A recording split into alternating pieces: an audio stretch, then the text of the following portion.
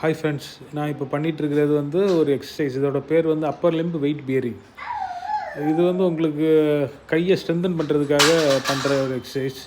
இது நானாக பண்ணுறது கிடையாது. நான் இதுக்கு முன்னாடி பண்ணியிருந்த ரீஹாப் சென்டரில் வந்து இதுக்கு முன்னாடி போயிருந்த ரீஹாப் சென்டரில் இது எனக்கு பண்ணணும்னு சொல்லி கொடுத்துருந்தாங்க. ஃபஸ்ட்டு இது பண்ணுறப்போ வந்து கையெல்லாம் கொஞ்சம் பெயின் இருக்கும் எனக்கு.